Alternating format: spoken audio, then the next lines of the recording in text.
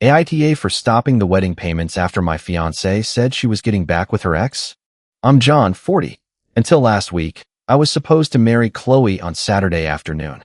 I had the seating chart saved on my phone, vendor emails flagged, and a stack of half-finished thank you notes on the kitchen counter. My suit was hanging from the closet door in a protective bag. The wedding countdown on our shared website said 4 days. I wasn't excited about being a groom for the photographs.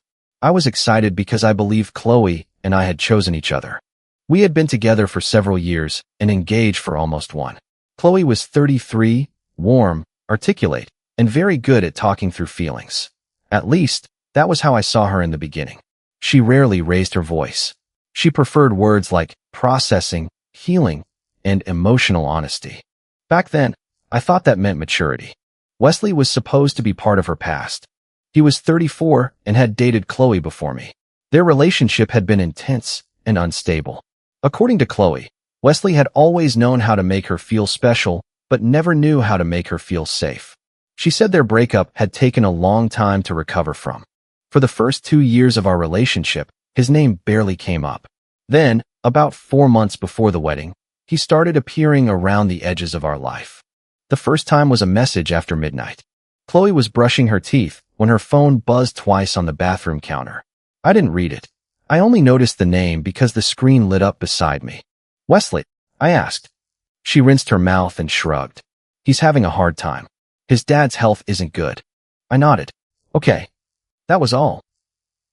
A week later, he sent her a playlist full of songs they used to listen to together. Chloe told me it was harmless nostalgia. Then he mailed her a small glass bird because it reminded him of a trip they had taken years earlier. I told her it felt too personal. She turned the bird over in her palm and said, "It's just an object, John. It's an object tied to an intimate memory. You're reading too much into it." "I'm not telling you who you can talk to," I said. "I'm telling you I'm not comfortable with an ex sending sentimental gifts while we're planning our wedding." She sighed and set the bird on a shelf instead of throwing it away. That should have told me more than it did. The contact became more frequent. Wesley commented on one of our engagement photos. Some people always find their way home. Chloe deleted it after I asked what it meant, but she spent the rest of the evening accusing me of being territorial. Then came the emotional phone calls. She'd step onto the porch or close the bedroom door and say Wesley needed closure. Once, I walked past the guest room and heard her laughing in a way I hadn't heard in weeks. When she came out, she acted irritated that I had noticed. I tried to set simple boundaries. No secret meetings. No late-night emotional conversations. No discussing our relationship or wedding with him. No accepting intimate gifts. No pretending that my discomfort was irrational when his intentions were obvious. Chloe crossed her arms and said, "You're making my healing about your ego." "No," I said. "I'm making our engagement about respect. I can't marry someone who doesn't trust me. And I can't marry someone who keeps a backup door open." She cried after that. Not loudly. Chloe rarely did anything loudly. She sat at the end of the couch and wiped tears from beneath her eyes while saying she felt trapped between being compassionate and being controlled. I ended up apologizing for my tone. That became our pattern. She would blur a boundary. I would raise the issue. She would turn the conversation toward my insecurity. Then I would soften because I didn't want to become the kind of man who treated his partner like property. What I didn't realize was that Chloe had already started telling other people a version of those conversations. Her best friend, Kim, began acting differently toward me about 6 weeks before the wedding. Kim used to joke with me and send me restaurant recommendations. Suddenly, she was short and watchful. At a wedding planning dinner, I asked whether the florist had confirmed the delivery window, and Kim said, "Chloe's doing her best. You don't have to micromanage everything." I looked at Chloe. She stared at her menu. Later, I asked what Kim had meant. "She probably senses how stressed I am. Why would she think I'm micromanaging you?" "I don't know. Maybe because you've been tense." That answer bothered me, but the wedding was close, the bills were piling up, and every week had a new deadline. I kept thinking we would get through the pressure and return to normal. The final payments were all coming due. The venue needed the remaining deposit. The caterer required the final head count and balance. The restaurant hosting the rehearsal dinner sent an updated estimate. The airline confirmations were in place, and the honeymoon hotel had my credit card authorization attached to the reservation. I paid most of the major costs because the accounts and contracts were in my name. Chloe contributed to some smaller items and had covered part of the photographer's fee, but the venue, rehearsal dinner, flights, and honeymoon package were primarily tied to me.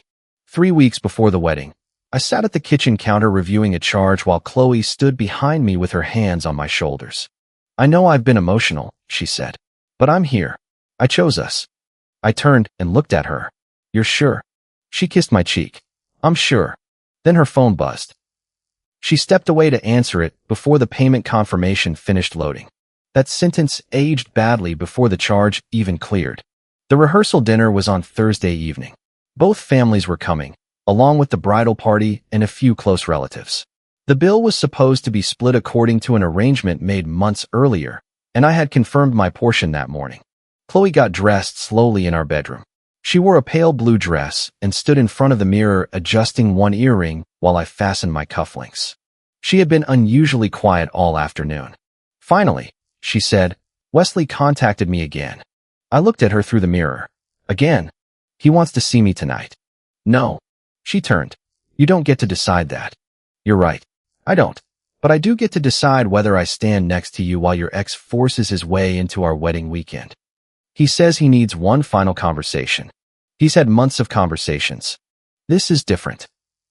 "How?" She looked down at her ring, turning it with her thumb. "He told me he still loves me." The room seemed to narrow around us. I could hear the air conditioner click on and the faint rustle of the garment bag against the closet door. I asked, "And what did you say?" I said I needed time to process it. I waited. She kept staring at the ring. "Chloe, he thinks I'm making a mistake marrying you." That wasn't my question. She pressed her lips together. "I don't know what I feel." For days earlier, she had approved the final seating chart. 3 days earlier, she had asked me to transfer another payment. That morning, she had reminded me to bring cash for the restaurant gratuity. Now she didn't know what she felt. I took off one cufflink and set it on the dresser because my hands had started shaking. "Are you ending the wedding?" I asked. "I'm trying to be honest before we make a mistake." "Are you ending the wedding?" "I need space to understand what my heart is doing." "That sounds like a yes." Her expression tightened.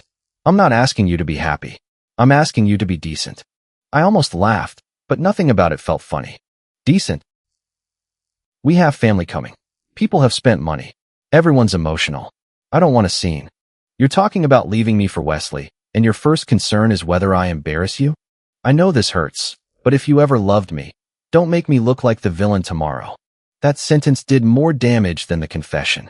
She wasn't asking for forgiveness. She wasn't asking how we could separate the finances or tell the guests. She was asking me to protect her image while she dismantled our future. I looked at the engagement ring still on her hand. "I'll be decent," I said. "I just won't be useful anymore." Her eyes sharpened. "What does that mean?" "It means if Wesley is coming to take you, he can take care of everything else, too." "Don't be dramatic." "I'm not being dramatic." I picked up my cufflink. "I'm getting dressed for a dinner we apparently shouldn't be having." The rehearsal dinner was worse than any public argument would have been.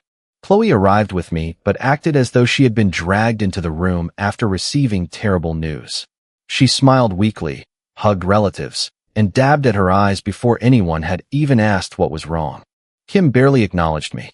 Chloe's mother, Marcia, pulled me aside before the appetizers arrived. She was 61 and had spent the past year managing the wedding like it was a major public event. She cared deeply about table linens, family photographs, and what distant relatives might say. "Chloe is under enormous pressure," she said quietly. "Tonight is not the time to make this harder on her." "I'm not making anything harder," I said. "I'm just watching what's already happened." Marcia frowned. "Whatever that means, please show some compassion." I looked across the room. Chloe was whispering to Kim while Kim rubbed her arm. No one was rubbing mine. Dinner began. The first toast came from Chloe's uncle, who joked about how calm I always was and how lucky Chloe was to have found a steady man. Halfway through, Chloe lowered her head and started crying. The toast faltered. People looked at me. Not at her. At me. I realized then that she had already framed me as the problem to some of them. I stayed in my chair. I didn't touch Chloe because I didn't know if she would flinch for the audience. I didn't defend myself because I still didn't know what story she had told. When the check came, I paid the portion I was already obligated to pay under the restaurant agreement. I asked for a printed receipt and put it in my jacket pocket. Marcia saw me do it. "Really, John?" she whispered. "It's a receipt. It looks calculated." For the first time tonight, something is. Near the end of dinner, Chloe's phone lit up beside her plate. She turned it face down too late. I saw Wesley's name. 20 minutes later, as guests were leaving, he appeared outside near the pickup area. It wasn't an accident. He stood beside a dark sedan with his hands in his pockets, dressed too carefully for a spontaneous visit. Chloe stopped when she saw him, but she didn't look surprised. "Chloe," he said. I had never heard anyone call her that. She glanced at me. "He just wants to talk." Wesley gave me a tight smile. "No hard feelings, man. Sometimes people just find their way back." He said it like he had won something. I looked at him, then at Chloe. "Then I hope you brought a wallet for the trip," I said. Chloe's face changed for half a second. Not confusion. Fear. I noticed it, but I didn't understand it yet. I left before I gave either of them the angry scene they seemed prepared to use. I sat in my car with the rehearsal dinner receipt on the passenger seat and called Peter. Peter was my closest friend. He knew the whole history with Wesley, including every time I had tried to convince myself it was harmless. He answered on the second ring. "Tell me you're not calling from jail. I'm in the parking lot." "Good. Keep it that way. What happened?" I told him. He let me talk without interrupting until I reached Wesley's appearance. Then he said, "Do not text him. Do not send Chloe a paragraph. Do not hand her a screenshot of you losing your mind. I want to tear everything apart." "I know. Don't. She's ending our wedding 4 days before it happens." "Whose name is on the contracts?" I looked at the receipt beside me. "Mostly mine." "Then stop thinking like a broken-hearted fiancé for the next 12 hours. Think like the person whose card is attached to the reservations." "That sounds cold." Pain wants a speech. Strategy wants receipts. I leaned back and closed my eyes. Peter continued. "Check every cancellation policy. Check every authorization. Don't touch anything that isn't yours. Don't access her accounts. Just protect what's under your name." After I hung up, I called my younger sister, Leah. She answered with, "I heard the dinner was weird." "What did she do?" I told her the truth. Leah went silent, which was more frightening than yelling. Finally, she said, "Are you still trying to save it?" "I don't know." "Yes, you do." I gripped the steering wheel. "I love her." "I know. That doesn't mean you owe her a soft landing on your back." "She says she's confused. She can leave. That's her right. She cannot invoice you for the exit."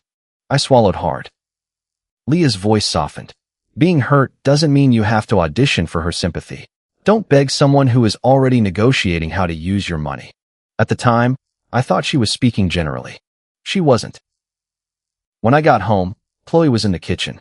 She had changed out of her dress and was wearing one of my old sweatshirts. Her engagement ring was gone. That hurt more than I expected. She stood with both hands wrapped around a mug she wasn't drinking from. "Where's Wesley?" I asked. "He dropped me off." "You planned for him to come tonight." "No, I didn't." A rideshare doesn't wait outside a restaurant dressed for dinner by accident. She looked away. I said, "Is the wedding over?" "I need space." "That isn't an answer." "It's the only answer I have tonight." Then she added, "Please don't make any rash financial decisions while you're emotional." That phrase stopped me. Not, "Please don't cancel the wedding." Not, "Please give me another chance." Not even, "We need to figure out the guests." Don't make any rash financial decisions. I looked at her more carefully. "What exactly are you worried I'll do?" "I know how men react when they feel rejected." "You know how I react. I just don't want you punishing everyone because I'm trying to be honest." Her phone was lying face up on the counter between us. It lit up. I did not pick it up. I did not touch it. I did not move closer. The preview appeared in full before Chloe snatched the phone away. "Wesley, did you tell him we're taking the trip, or are we still calling it space?" For a second, neither of us moved. Then Chloe said, "You had no right to look at that. It lit up while you were asking me to keep paying. You're invading my privacy." "What trip?" She held the phone against her chest. "What trip, Chloe?" "The honeymoon is already arranged." My stomach turned cold. That wasn't my question. I need time away to think. With Wesley? It doesn't have to be framed like that. How else would you frame taking your ex on the honeymoon I paid for after ending our wedding? She put the mug down too hard. Coffee splashed onto the counter. Everything is already booked. Canceling it helps nobody. It helps me not fund the man you left me for. You're making this ugly. No, I'm seeing how ugly it already is. She started crying. You don't understand how complicated this is. Then simplify it. When did you decide Wesley might be going with you? I didn't decide anything. He said, we're taking the trip. That isn't a hypothetical. He was emotional. So were you when you let me pay the final balance? She flinched. That was the answer. I asked how long. She didn't respond. Did you know before the last payment? I knew I was confused. You told me you chose us. I was trying to. You let me keep paying while you were planning an exit with him. It wasn't like that. Then explain what it was like. She opened her mouth, but nothing came out. I walked past her and picked up my laptop. Where are you going? To stop being useful. I spent the rest of the night at the dining table. At first, my hands shook so badly I mistyped passwords I had used for years. I made coffee, forgot to drink it, and started with the venue contract. I did exactly what Peter told me to do. I checked only accounts and reservations under my name. I did not access Chloe's email. I did not guess her passwords. I did not touch her personal cards. The venue deposit was mostly non-refundable, but the remaining catering balance had not been charged. I emailed the venue and caterer that the wedding was canceled and that no one besides me was authorized to approve additional charges under my name. The airline tickets could not simply be transferred to a different passenger. Chloe's ticket was in her name, but Wesley could not replace me on mine. I canceled my portion and accepted the travel credit available under the terms. The honeymoon package was the most important. The hotel reservation included a suite, airport transfer, a dinner package, spa appointments, and several prepaid upgrades. The reservation listed Chloe and me, but my card was the one authorized for the room, incidentals, deposit, and package balance. I called the hotel's overnight line. The representative was polite and careful. I need to remove my card authorization from the reservation, I said. Are you canceling the full stay? I'm canceling my participation and any authorization to charge my card. I also need confirmation that no other guest can use it without my approval. She reviewed the terms and explained that the prepaid room portion had cancellation limits, but the authorization for incidentals and remaining package charges could be removed. Some upgrades were refundable.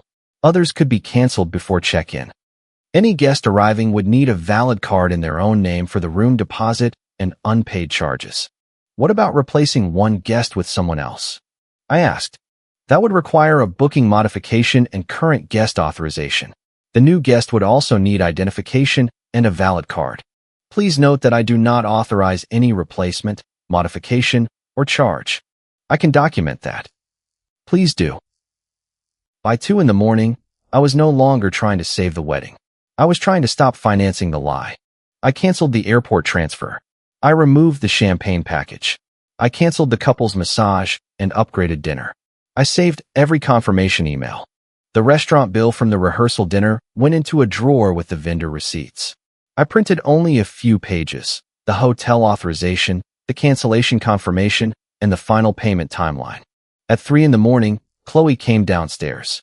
She stood in the doorway and looked at the laptop. What did you do? I removed my card from the honeymoon. Her face went pale. You can't do that.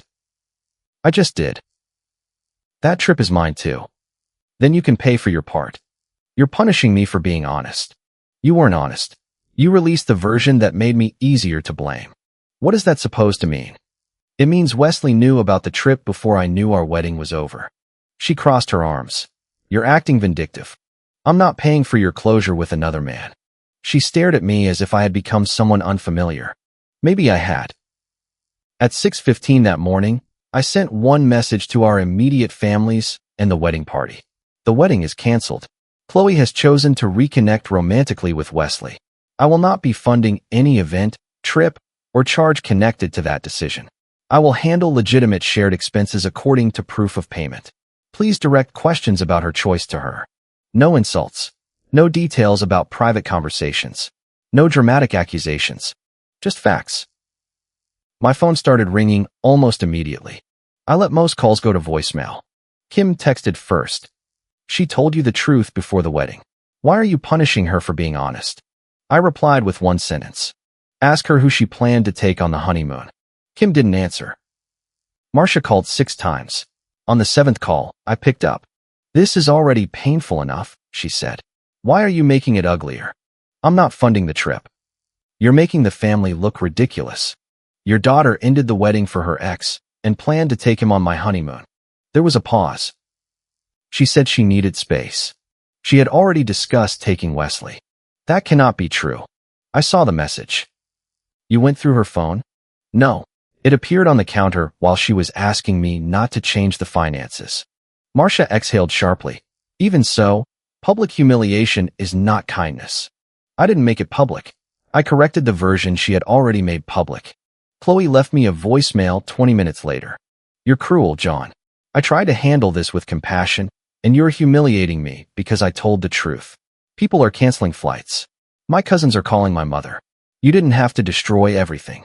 I saved the voicemail. Not because I wanted revenge, because every sentence placed the destruction in my hands and ignored the man she had chosen. The wedding website became an awkward problem. Chloe tried to log in and change the front page to a vague statement about unforeseen emotional circumstances.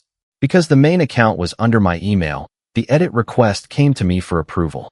I declined it and replaced the countdown with a simple notice that the wedding had been canceled and gifts would be returned. By mid-morning, the florist confirmed no additional charges would be made. The caterer stopped the final payment. The venue explained which portion of the deposit was lost and which services could be canceled. It was expensive. Walking away did not magically return every dollar. I lost money, a lot of it. But losing a deposit was different from volunteering to finance Chloe and Wesley's celebration. Around noon, Peter came over with coffee and a paper bag of food. He looked at the suit hanging on the closet door and then at the stack of emails on my laptop. You okay? He asked. No. Good answer. I told him everything that had happened overnight. When I finished, he nodded toward the saved confirmations. That's enough. Don't keep digging. You know what happened. I want to know how long. You already know it was long enough for her to plan a trip with him and short enough for her to keep taking your payments. That was true. Chloe did not come home that day. She texted that she was staying with her mother because she did not feel emotionally safe around me. I had not raised my voice. I had not threatened her. I had not blocked her from collecting her things. But she knew those words would travel well. That afternoon, Kim finally called. Her tone was still guarded. She said you canceled everything because she admitted she was confused. She planned to take Wesley on the honeymoon. Did she actually say that? I saw his message asking whether she had told me they were taking the trip or whether she was still calling it space. Kim went quiet. I continued. Then Chloe said the honeymoon was already paid for and canceling it would help nobody. I need to ask her. Do that. John, I'm not saying you're lying. You've spent 6 weeks treating me like I'm controlling. Someone gave you that story. Another silence. She said you were getting jealous about Wesley. I asked her not to have secret meetings and late-night emotional calls with an ex who was trying to stop our wedding. Kim sighed. I didn't know he was trying to stop it. That seems to be the pattern. The honeymoon check-in was supposed to happen the following Monday. I assumed the trip was dead. I underestimated Chloe's belief that arrangements made with my money somehow belonged to her. That Monday afternoon, my phone rang from an unfamiliar number. I almost ignored it, but I answered. Chloe spoke before I could say hello. There's a problem with the reservation. I could hear the hollow acoustics of a hotel lobby behind her, along with rolling luggage and distant voices. You went? I asked. It was already booked. With Wesley? She lowered her voice. That isn't the point. It is the entire point. The desk says your authorization was removed. Yes. They need a new card for the deposit and package. Then give them one. The current rate is different. That happens. You canceled the upgrades. Yes. There was a muffled exchange, then Wesley's voice in the background. I thought this was already handled. I almost admired the honesty of that sentence. He had thought my money was handled. Chloe said, John, Fix this. No.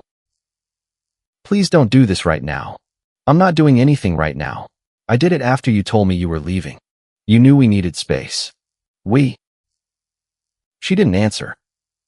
A calm female voice spoke nearby. Ma'am, we would need a valid card from a guest present at check-in. Chloe moved away from the desk. How could you do this to me? She whispered. I knew there were people around her. I also knew she had chosen to call me from the lobby because she believed pressure and embarrassment would make me rescue her. You left the marriage, I said. I left the bill. Someone gasped on the other end.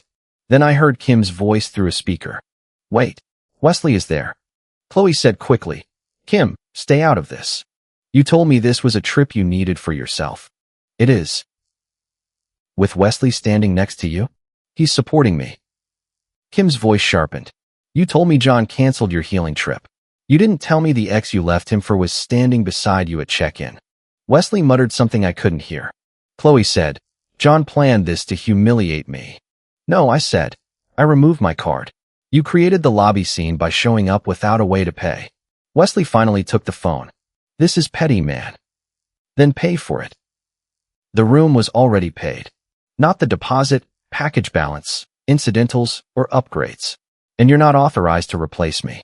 You're really going to throw away all that money? It's already gone. That doesn't make you entitled to use what remains. He lowered his voice. Chloe's been through enough. Then take care of her. He handed the phone back. The call ended a minute later when Chloe accused me of enjoying her humiliation, and I told her there was nothing more to discuss. They did not stay at that hotel. I learned later that Wesley's card could not cover the deposit and current room charges. He suggested they find somewhere cheaper. Chloe refused because, according to Kim, she said she had already lost enough and would not downgrade the one thing she had been looking forward to. They argued in the lobby, left, and took a rideshare to a smaller hotel for one night before returning home. The romantic reunion had lasted less than a day before somebody had to open a banking app. After the failed check-in, the story changed quickly. Not everyone apologized. Some relatives stayed quiet because admitting they had judged me too soon would have been uncomfortable. A few people said both sides had handled things badly, which was easier than acknowledging that Chloe had planned to use my money. But Kim called me the next morning. I was wrong, she said. I didn't respond immediately. She told me you were becoming controlling. Kim continued. She said you hated that she was trying to get closure and that you threatened to cancel everything if she talked to him. I told her I wouldn't marry someone who kept an emotional relationship with an ex. She left out the part where Wesley wanted her back. She left out the trip. She left out that he came to the dinner on purpose. Did she tell you it was accidental? Yes. I opened the rideshare receipt Chloe had forwarded to our shared travel email by mistake 2 days before the rehearsal dinner. It showed a scheduled pickup for Wesley near the restaurant. I have a receipt showing his ride was booked in advance, I said. Kim groaned softly. I defended her because I thought she was honest. She was honest in pieces. You didn't deserve how I treated you. No, I didn't. Kim apologized again. I accepted it, but I did not reassure her that everything was fine. Everything was not fine. Marcia continued calling for several days. Her position shifted gradually from, you are cruel, to Chloe made a mistake, but you could still show grace. Grace, in her mind, seemed to mean absorbing the damage quietly so the family could tell a softer story. She finally asked for a private gathering to clear the air. I did not want to go. Peter said I had already said enough. Leah said I should go only if I needed to set final boundaries in front of the same people Chloe had involved. That was why I agreed. The gathering took place in Marcia's living room the following weekend. Several boxed wedding gifts sat near the wall, waiting to be returned. A stack of unused place cards was on the dining table. Chloe's dress bag had been moved into a hallway closet, but part of the white fabric showed through the zipper. Kim was there. So were 2 relatives who had called me vindictive. Wesley arrived with Chloe and kept one hand near the middle of her back as if they were presenting a united front. Chloe looked exhausted. For a moment, seeing her hurt nearly broke my resolve. I had loved this woman. Part of me still expected her to walk across the room, admit everything, and ask whether there was any way back. Instead, she sat beside her mother and said, I want everyone to understand that I never meant for this to happen. Marcia looked at me. We all agree mistakes were made. No, I said, We don't all agree on what the mistake was.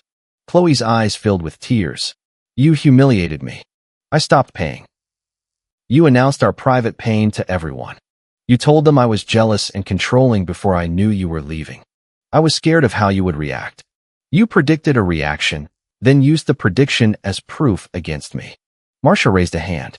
This is exactly what I wanted to avoid. We can discuss this without attacking Chloe. I'm not attacking her. I'm correcting the timeline. Wesley leaned back and gave a humorless laugh.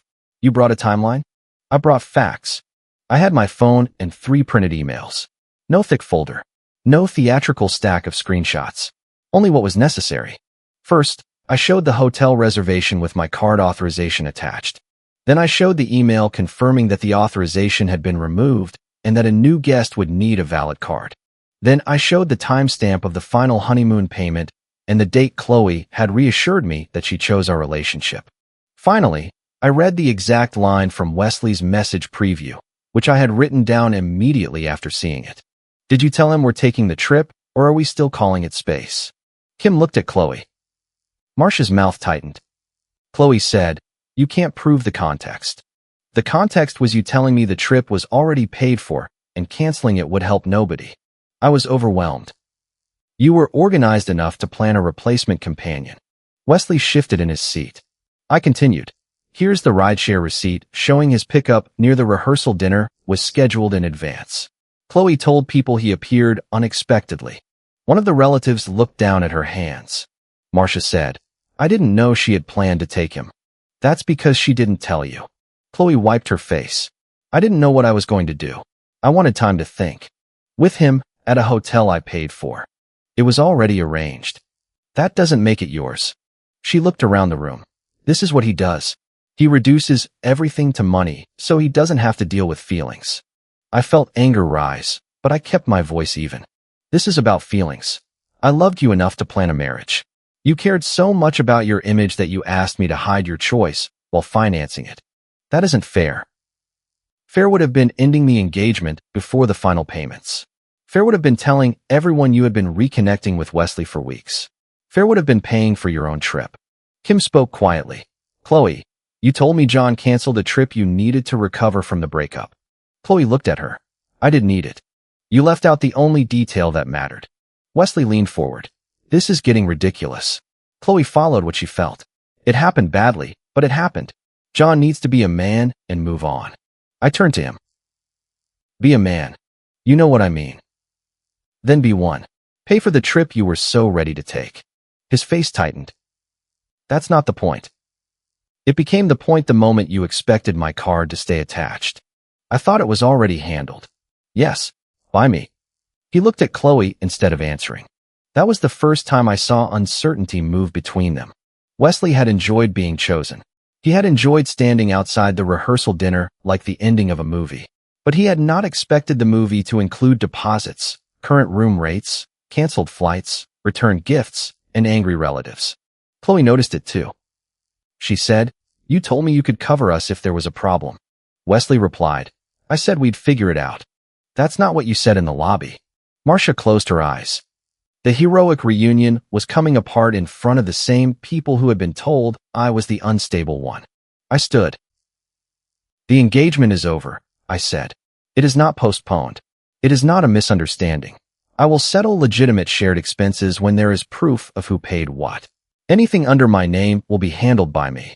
Anything under Chloe's name is hers. Chloe looked up. What about the ring? I want it returned. It was a gift. It was given in contemplation of marriage. If you refuse, we'll handle it through the proper legal process. Marcia started to speak, but I raised one hand. I'm not threatening anyone. I'm stating what happens next. Chloe said, so that's it? You're just walking away? You walked away before the rehearsal dinner. I'm accepting it. You're so cold. No, I'm hurt. There's a difference. I looked around the room. You can call me angry. You can call me difficult. You cannot call me responsible for funding what she did. If anyone continues spreading a false story, I will send them the factual timeline and nothing more. Marcia's voice was quieter when she answered. You could have handled this privately. I tried privacy. Chloe used it to make me the villain. Then I left. There was no dramatic chase into the driveway. Chloe did not suddenly realize she loved me. Wesley did not confess to a larger scheme. Real consequences were smaller and messier than that. The wedding gifts had to be returned one by one. Some vendors refunded part of the money. Others kept deposits. The catering balance was stopped in time, but the venue loss still hurt. I deleted the wedding countdown from my phone. I boxed the unused thank you notes and put them in a closet. A week later, I took the suit off the door and returned it to the tailor for storage. Chloe returned the ring through Marcia after speaking with someone about the legal question. There was no note.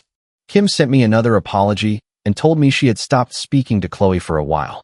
A few friends called to admit they had believed an incomplete story. Others sent vague messages saying they hoped everyone could heal. I didn't argue with them. Marcia stopped calling me cruel after she saw the full payment timeline. She never apologized directly, but she sent one message saying, "I did not know about the plan for Wesley to use the trip." That was as close as she came. Chloe's relationship with Wesley did not end immediately. For a few weeks, they posted nothing and avoided mutual friends. According to Kim, Wesley became distant once he was expected to help with canceled travel costs and the practical aftermath. He liked talking about fate. He did not like invoices. Chloe later sent me a long email saying she regretted how everything happened, but not necessarily the choice she made. She said she wished I had shown more compassion and that removing the honeymoon made her feel abandoned during an emotionally confusing time. I read it once. Then I replied with 4 sentences. You were free to choose Wesley. You were not free to use my money while hiding that choice. I will not discuss the relationship further. Please send any remaining expense documentation by email. She did not respond. The apartment felt unnaturally quiet after that. There were no vendor calls, no seating chart arguments, no boxes arriving at the door. For months, I had organized my days around a future that disappeared in one conversation beside a bedroom mirror. I wasn't happy the wedding died. I was relieved I learned the truth before the vows. There were nights when I wondered if I should have noticed sooner. I replayed the midnight messages, the sentimental gift, Kim's cold looks, and Chloe's habit of describing every boundary as control. I had kept giving her the benefit of the doubt because I thought trust meant refusing to see danger. It doesn't.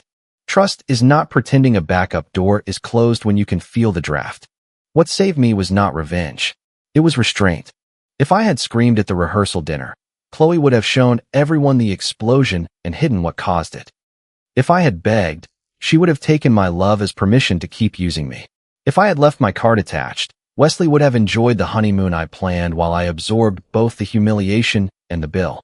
Instead, I let their choices stand on their own.